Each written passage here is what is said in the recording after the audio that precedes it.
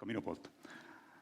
Tõepoolest, et kui me räägime siin igasuguste kriisidest, mis on Eestit ja kogu maailma tabanud viimaste aastate jooksul, siis viimase poole aasta selline kõige adekvaatsem või kõige sellisem suurema mõjuga kriis, mis on läbi käinud, on seotud energeetikaga.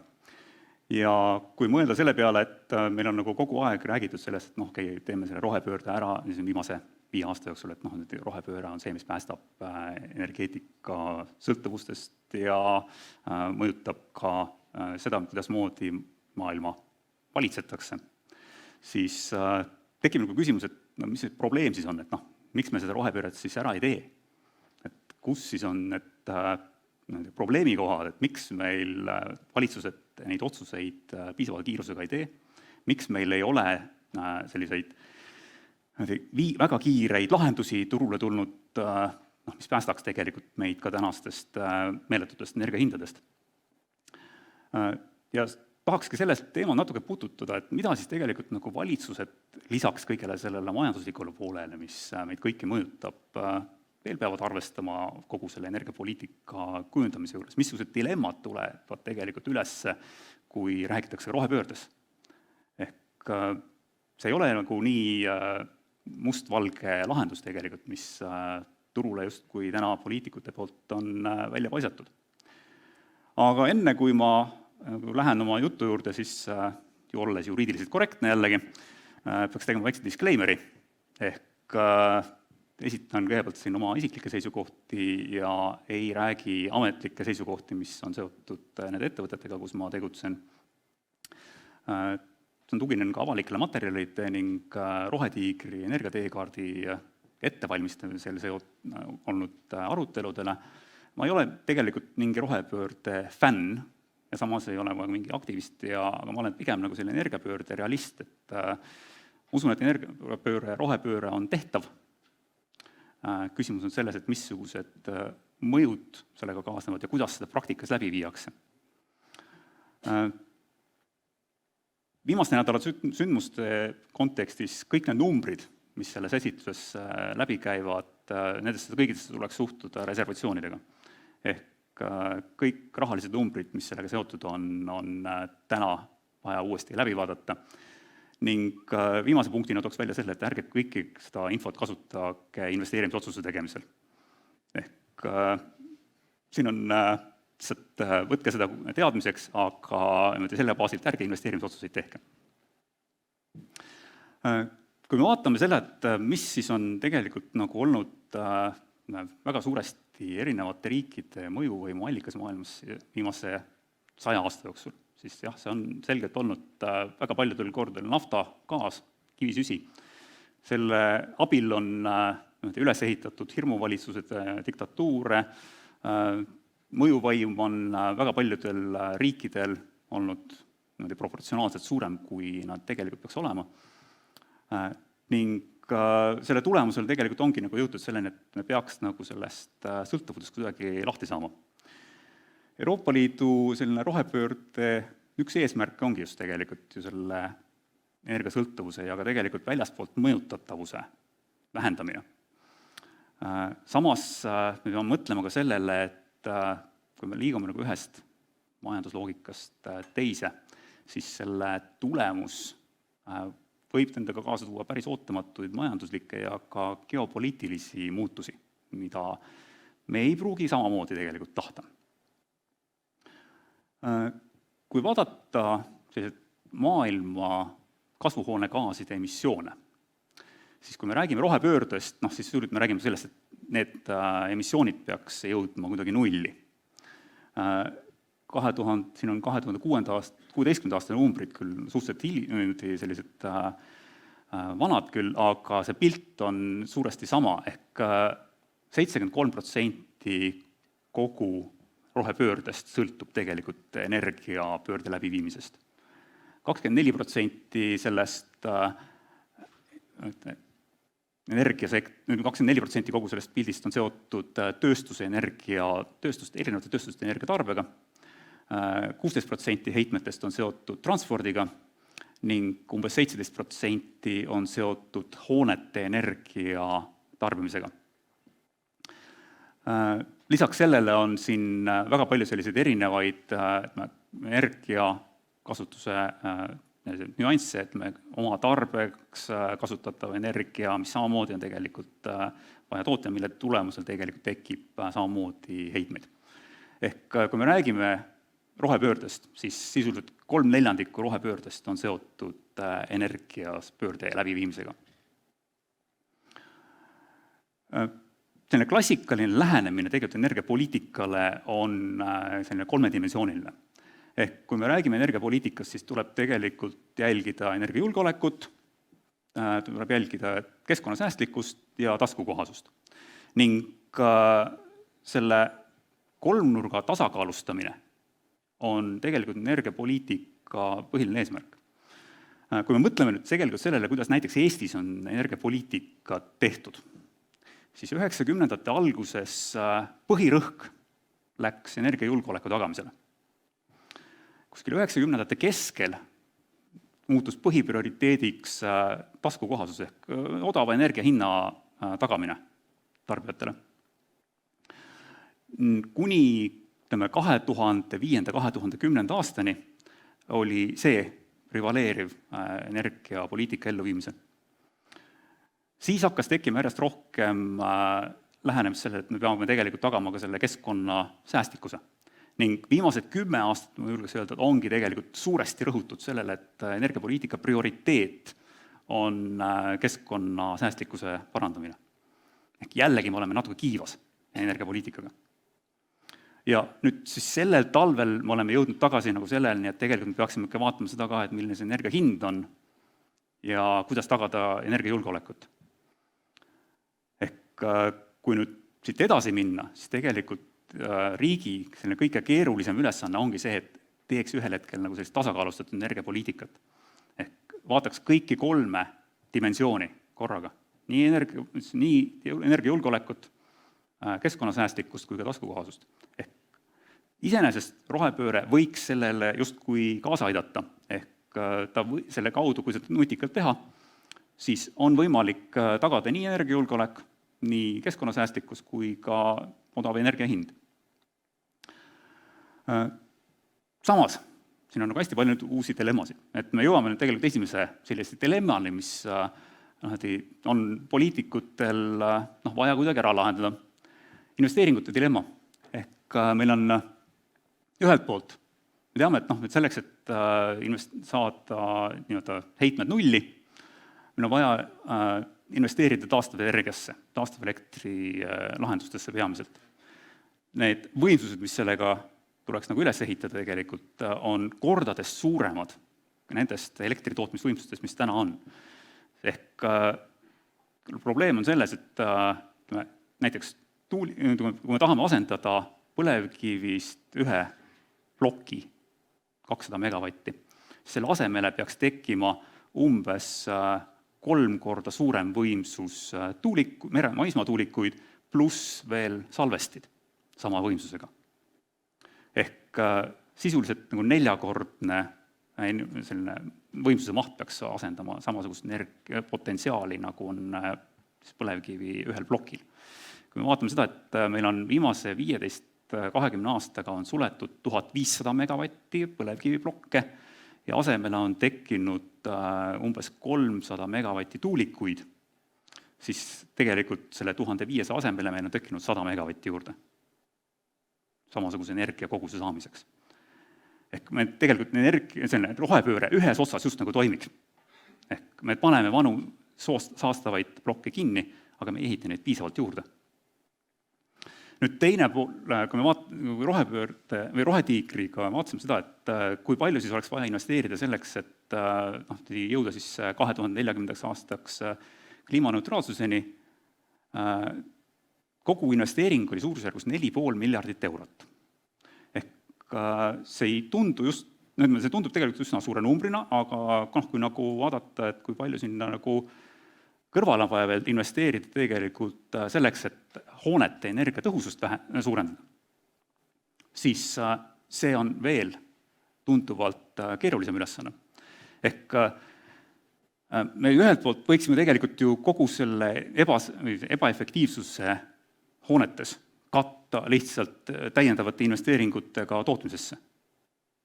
Aga kas me tegelikult tahame seda? Mis nüüd tegelikult sellest ütleme, et taastuvate ehitamisest räägitakse hästi palju. Samas me oleme täiesti kõrvale jätnud probleemi, mis on seotud hoonetega. TalTechi teadlased vaatasid üle, et kui me tahaksime viia kõik oma hooned energiaefektiivseks 2050. aastaks, siis me peaksime tänaseid ehitusmahtusid suurendama umbes 3 korda keskmiselt 30 aastaks. Kui me paneme sinna kõrvale tegeliku reaalsuse, et me tegelikult selleks, et neid investeeringuid teha, peaks riik panustama ka ise umbes 1/3 sellest summast, et toetada hoonete renoveerimist. Täna neid rahasid kuskilt ei paista. Paneme sinna kõrvale nüüd veel selle, et selleks, et 3-kordistada neid mahtusid, meil on täna juba tegelikult ehitusturul probleem ehitajatega, planeerijatega, projekteerijatega. Ja kui me paneme sinna juurde veel selle, et nüüd järgmise 15-20 aasta jooksul suure tõenäosusega Ukraina ehitajaid meid enam ei aita, sest nad ehitavad Ukrainat ülesse, siis see on selline täiendav probleem, mis meil sellele turule just selle sõjaga on juurde tulnud. Ehk kui ühelt poolt on räägitud, et meil on tekkinud uute inimeste juurdevool, siis ehitussektorist on tegelikult toimunud väga selge ehitajate väljavool. Ning nende mahtude 3-kordistamine, ma ei näe seda varianti, kuidas seda teha. Ehk me jõuame tegelikult siit nüüd järgmise probleemini. Ehk vaesed versus jõukad. Ehk meil on täna inimesed, kes suudavad investeerida sellise energiatõhusate lahenduste rakendamiseks enda juures. Need inimesed suure tõenäosusega lähimate aastate jooksul saavadki endale tunduvalt väiksemad energiaarved. Aga need inimesed, kes seda ei suuda teha, jäävad sellest protsessist kõrvale ja nende energiaarved hakkavad järjest suurendama. Kui riik ei suuda siin leida mingisugust lahendust, kuidas hakata toetama veelgi suuremas mahus nende vaesemate kihtide investeeringuid, siis ühel hetkel võime me jõuda ka selleni, et ja mitte ainult Eestis, vaid kogu Euroopas, et poliitiliselt valijate survel rohepööre pööratakse ümber. Ehk tulevad uued jõud, kellele tegelikult uued poliitilised jõud, kellele see rohepööre ei sobi. Ning sel juhul see poliitika muutub veelgi tõsisemalt. Et kui me vaatame seda, et kui meil täna on selliseid nullenergiaga hooneid on alla 1% kogu Euroopa Liidus ning 2050. aastaks peaks umbes 85% hoonetest olema juba kaetud, ümber ehitatud selliseks nullenergiahooneteks, siis ma ei näe täna seda varianti, kuidas moodi seda praktikas oleks võimalik Euroopas ellu viia. Kolmas dilemma, mis on vaja tegelikult poliitikutel ära lahendada, on seotud energiaturgudega. Euroopas viimase 15 aasta jooksul, 20 aasta jooksul on olnud väga liberaalne lähenemine energiaturgude arengule. Ühelt poolt meil on, see tegelikult annab sellise suunise, et kui mida on avatud oma energiaturg, seda vähem investeeritakse tegelikult tootmisesse ja seda rohkem investeeritakse võrkudesse, kus risk investeerida on tunduvalt väiksem. Lisaks sellele, kui ehitatakse ühele liine 2 riigi vahel, siis harilikult Euroopa Liit maksab suure osa sellest kinni. See on tunduvalt odavam lahendus.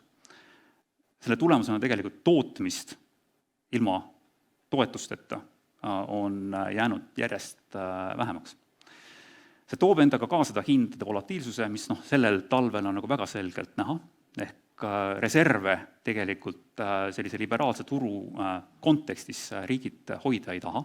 See on seotud lisakuludega ning tähendaks tegelikult oma konkurentsipositsiooni halvendamist, aga selle tulemus on tegelikult see, et kui tõesti tulevad nii-öelda külmad ilmad, on vaja energiat rohkem toota, siis need tulevadki rohkem sellised hinna suured kõikumised.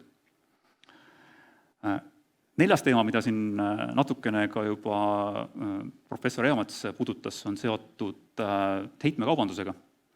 Ehk tänane see hinnasignaal, mis nagu turult tuleb heitmekoodi hinna osas, on väga paljuski manipuleeritav. Teiselt poolt võiks nagu olla see mingil moel selgelt prognoositav, aga täna sellist mudelit, mis suudaks haarata kõiki neid muutusi, mis on turul toimunud ja suudaks neid ka muuta investeerimiskeskkonda tugevamaks, täna tegelikult ei ole. Et kui me näeme ka seda, et täna, eks ole, ilma mingisuguse sellise sisulise loogikata on heitmekoodi hind turul kukkunud hoopis, kuigi me näeme, et fossiilkütuseid turul kasutatakse tulenevalt piirangutest tunduvalt rohkem kui eelmistel aastatel. Tegelikult selle loogika võiks olla see, et heitmekoodi hind peaks veel kõrgemale minema. Tegelikult tulemus oli see, et nii kui sõda lahti läks, nii kohe heitmekoodi hind kukkus, mille üks taust võib olla ju ka see, et võib olla mõni spekulant, kes tahtis kiiresti oma raha ka Euroopa Liidust välja viia, võttis selle raha lihtsalt kiiresti välja. Ja viimane punkt, mis ma siin välja toon, on see sama, mis ma juba enne ütlesin, et vanade elektrijaamade sulgemine on tegelikult toimunud tunduvalt kiiremini kui uute elektrijaamade ehitamine. Ehk liberaalne energiaturg tekitab selle probleemi, et me anname just nagu signaali, et vanu võimsusi vaja ei ole, aga uusi tegelikult piisavalt juurde ei tule. Neljas dilemma, mis tegelikult heitmekaubandus, mis selle rohepöördega kaasneb, on seotud maksutuludega. Ehk kui Eesti näitel 2020. aastal moodustasid fossiilkütustega seotud riigieelarve tulud umbes 7% kogu riigieelarve mahust. Rohepööre sisuliselt tähendab seda, et see tulu 2050. aastaks läheb nulli. Järk-järgult, tegelikult siin juba lähemate aastate jooksul peaks päris oluliselt vähenema. Maailmas on ka riike, mille puhul fossiilkütuste tulu ületab 70% riigieelarve tuludest. Ehk nende riikide puhul me räägime sellest, et tuleb nagu kardinaalselt muuta kogu majandusloogikat, ehk selleks, et nad ei läheks pankrotti. Ehk rohepööre laias laastus toob tagasi ka selle, et tuleb ümber vaadata kogu maksuloogika, ja suure tõenäosusega tulevad siin ümber teha väga paljude riikide väga palju tuleb teha nafta- ja gaasiriikides majanduse täielikke reforme ning leida ka katteallikaid tänastele riigieelarve tuludele. Ja nüüd ma jõuaks nagu selle valitsemise teema juurde.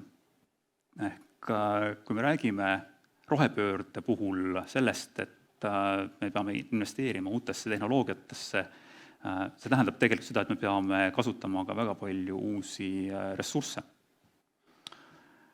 Valdav osa nendest metallidest, mis täna on vaja sellise rohepöörde läbiviimiseks, näiteks päiksepaneelide või siis akude ehitamiseks, on seotud Hiinas toodetud seadmetega, Hiinas toodetud metallidega.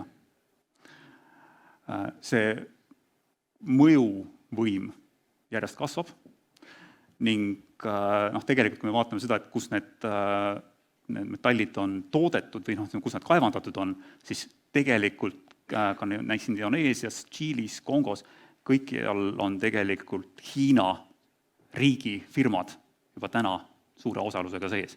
Ehk see kontroll rohepöörde kriitiliste ressursside üle on järjest rohkem nihkunud Hiina kätte. Huvitaval kombel haruldaste muldmetallide osas on pildile sattunud isegi Eesti. Ehk Silmet oma haruldaste metallide tootmisega on maailmas väga selgelt ka juba pildil ja see on nagu koht, kus meil on tegelikult vaja teha on võimalik teha nagu sellist järgmist sammu ka globaalses pildis. Ning see viib meid tegelikult selle viimase dilemma juurde ehk see oli nagu tänane pilt, kus Hiina valitseb sisuliselt sellist potentsiaalset rohepöörde turgu.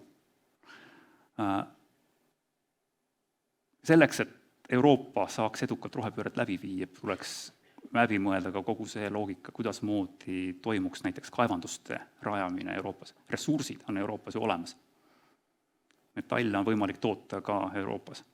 Aga see demokraatliku ühiskonna vastuseis igasugustele sellistele kaevandustele on Euroopas nii suur, et ühtegi kaevandust väga lihtsalt rajada ei ole võimalik. Kõik need nimbi-efektid, banana-efektid, see tuleb mingisuguse uue loogikaga üles ehitada, et nende kaevanduste ja tehaste rajamine Euroopas saaks kiiremini avalikkuse heakskiidu. Kõik need regulatsioonid, mis on seotud planeerimisega, tuleks üle vaadata kriitiliselt ning kõrvaldada ka kõik igasugused need manipulatsioonid, mida on võimalik sellel turul teha. Ehk jällegi, ma jõuan selle, et me peaksime mõtlema rohepöörde juures läbi ka selle tagumise otsa, et mitte me ei hakkaks nagu ostma kõiki neid seadmeid jälle Hiinast ja sellega tegelikult suurendama väga oluliselt Hiina majanduslikku mõjuvõimu kogu maailmas, mille laiemat mõju mina ei ole kõige pädevam hindama. Ehk siis kokkuvõttes, kui me räägime energiapoliitikast, siis peame leidma selle tee, kuidas moodi tasakaalustatakse nii energiajulgeoleku, nii keskkonnamõju kui ka taskukohasuse ehk hindade dimensioonid. Ja seda peab tegema tasakaalustatult. Euroopa Liit ja kõik liikmesriigid peaks olema energiapöörde juhtimisel teadvustama ka seda, et millised need probleemid sellega kaasnevad ning leidma täiesti uuest regulatiivsed lahendused nende probleemide lahendamisel. Kui seda ei tehta, siis tegelikult globaalsed jõujooned võivad hakata päris oluliselt muutuma, kui me mõtleme arvesse ühelt poolt siis nagu Hiina mõjuvõimu kasvu ja teiselt poolt naftariikide mõju vähenemist, siis sellel võivad olla päris prognoosimatud tulemused. Ja viimase punktina siis see, et riigi selline planeerimispoliitika tuleb väga selgelt üle vaadata ning leida sellele uued lahendused. See olekski minu poolt kõik. Aitäh!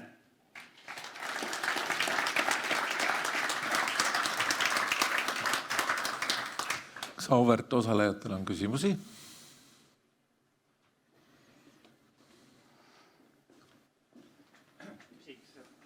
Üks mikrofon kogu. Kui globaalselt võtta süsinikusaasted, siis Hiina saastab kordades ja kordades rohkem kui kogu Euroopa Liit.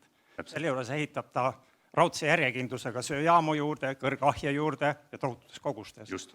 Et mis juhtub Euroopa tööstuse konkurentsivõimega, kui me siin üksi proovime selles pudru vaja ühes servas midagi paremaks teha? Üksi me ei tee kindlasti midagi, aga Euroopa Liit peaks nagu tervikuna vaatama kogu oma energiapoliitika ja tööstuspoliitika üle. Ehk tänane seis, kus sisuliselt me ostame kogu sellist tehnoloogiat või neid tehnilisi lahendusi sisse Hiinast, see ei saa nii kaua toimida. Ehk see kutsukski tegelikult üles nagu kogu Euroopa Liidu poole pealt vaatame nagu seda, et kuidas moodi seda tööstuspoliitikat muuta, et Euroopa jälle konkurentsivõimeliseks üldse saaks kõikide oma tehnoloogiate arendustega.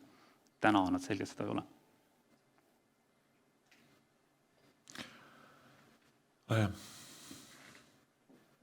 Sinna. Siin.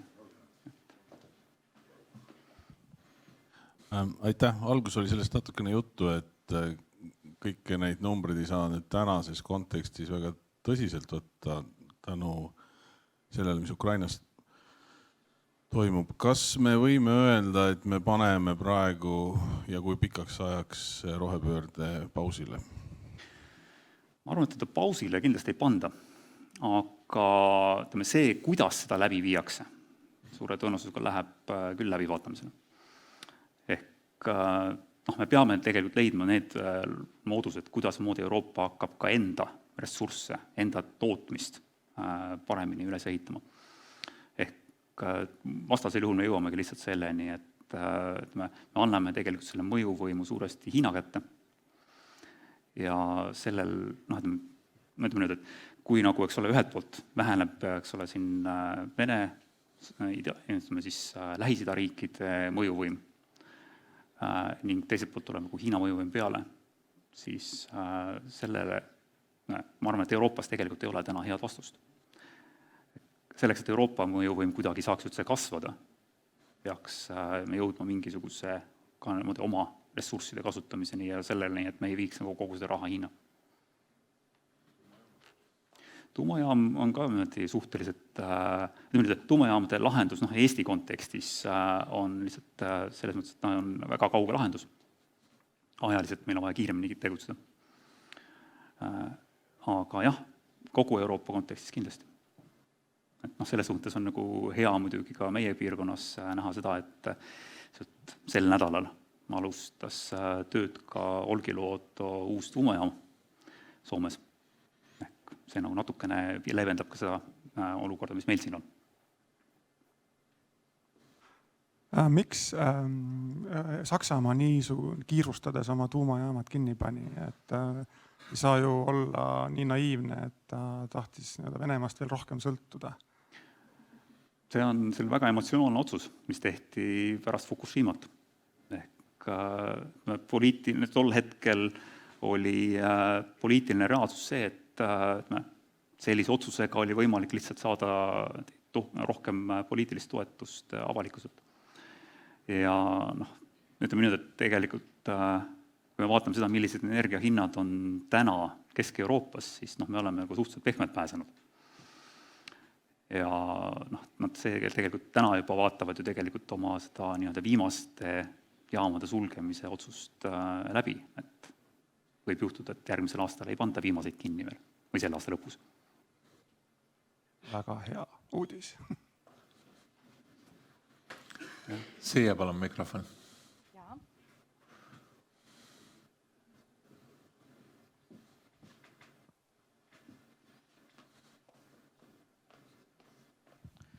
Minu küsimus oleks selles, et mis te arvate, kuidas muuta seda mentaliteeti not in my backyard?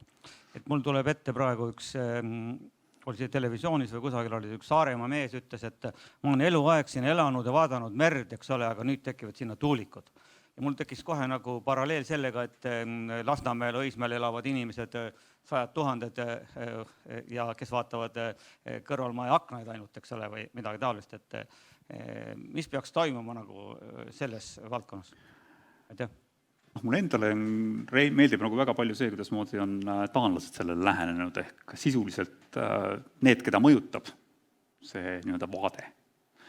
Need ise on nendes projektides ka osanikud. Ehk nad saavad ise mingisuguse osa nendest tuludest, mis see jaam teenib. Ja see on vähemalt Taani ühiskonnas päris hästi vastu võetud, juurdunud ning meil täna seda praktikas rakendada lihtsalt on väga keeruline. Et Eesti Energia näitel, kui riigifirma läheb ja ütleb, et me tahaksime teile natuke maksta kompensatsiooni, eks ole, selle siis ei toimi nagu väga hästi. Ja selles kontekstis, kui nüüd riik selle pool nagu ära reguleerib, et kuidas moodi kohalikule omavalitsustele ja ka nende mõjutatud inimesteni selline rahavoog jõuab, siis ma arvan, et see mõne sellise uue potentsiaalse arenduskohal paneb ka käima. Kas on veel küsimusi? Mul on ka üks küsimus, tegelikult eelmise jätk, et lõpuks see nimbi mitte minu tagahoovi või banaana, kui tore lühend, et ärge ehitage mitte kuskile mitte midagi. Viimased on võib-olla väga äärmuslikud, aga lõppeks on see ju vastuolu kliimapoliitika ja klassikaliste looduskaitse, keskkonna ja oma kodupiirkonna kaitse eesmärkide vahel. Kas peale selle maksmise ja osanikuks tegemise tema konverentsidel, kus neid asju on arutatud, on teil kõrva jäänud mõni nagu täitsa uus või huvitav idee, et kuidas siis lepitada, nii et me saaks toota ja ei oleks Hiinast sõltuvuses või Venemaast sõltuvuses, aga päris oma elukeskkonda ka ja inimesi ära ei rikuks. Tegelikult meie üks probleem on see, et on juba tekkinud selliseid halbu kogemusi. Ehk mõningad arendajad on teinud lihtsalt selliseid otsuseid, mis ongi kohaliku elanikke korralikult välja vihastanud ja nende näited levivad väga kiiresti. Ehk me peame tegelikult leidma nagu jällegi uue lähenemise sellele, et kuidas moodi nende inimestele kuidas moodi me mõjutame kogu seda keskkonda minimaalselt, mida me näitame. Suurest plaanis tegelikult, mis on nagu Eesti üks võimalus jällegi, on see, et mitte me ei hakkaks nagu kuskilt otsima mingisuguse uusi kaevandusi, vaid üritaks näiteks ära kasutada paremini põlevkivi jäätmeid, jääke, igasuguseid aheraine jääke. Seal on väga palju ka metalle sees. Ehk kui me oleme nagu ühes kohas sellise kontsentreeritud saaste just nagu tekitanud, siis üritaks tegelikult selle saaste minimeerida ära ning luua nagu hea pretsedendi sellest, kuidas moodi tegelikult see ühiskond või kogu see keskkond muutub hoopis paremaks selle rohepöörde tagajärjel. Aga me täname huvitava ettekande eest.